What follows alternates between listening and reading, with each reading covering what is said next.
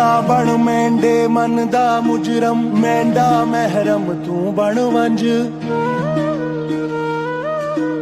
या तू मेकू अपना बना घिण, या तू मेंढा सजन बन वंज।